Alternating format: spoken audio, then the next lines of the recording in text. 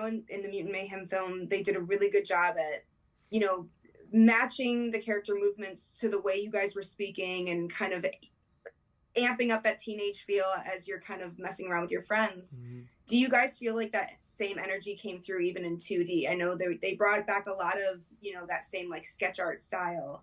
But do you feel like even the movements and the interactions visually really matched that same dynamic among the friends?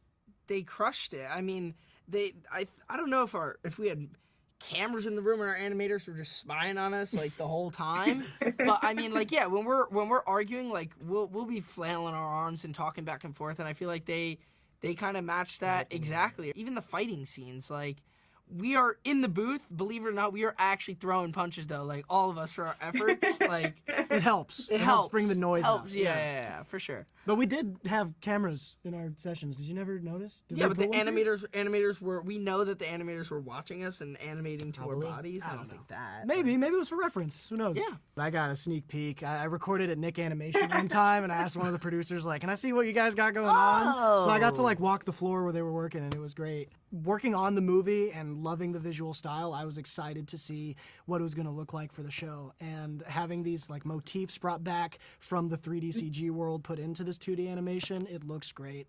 And I couldn't be more happy with how it turned out. Like, it looks awesome. I don't know, like, this extra sketch marks that adds so much, like, I feel like that adds energy to, like, the just the series itself, just because you're like, this is so unique, this is so cool, and, like, this is supposed to be Leo's take on what it would be, right? So I'm like, you know what? I really do feel it, especially because it's different from the movie. It's a whole different kind of art style, but it's still keeping the same, like, unique and sketch aspect. I feel like it adds a lot, and it's definitely something I would draw.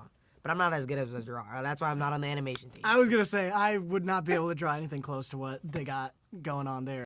Having worked on the other Turtles really, you know, highlight how different this is, because it's how much we lean into them being teenager. Like, I felt, you know, a lot of, like, especially how the way the characters behave and, you know, the voice acting, like they do feel like real kids. I think some of the fun of it really has been kind of figuring out that style. Like, at the end of the day, like, you know, the movie was a 3D CG movie that was kind of like aping the style of 2D animation, you know, like the scratchiness of it, the scribbliness of it.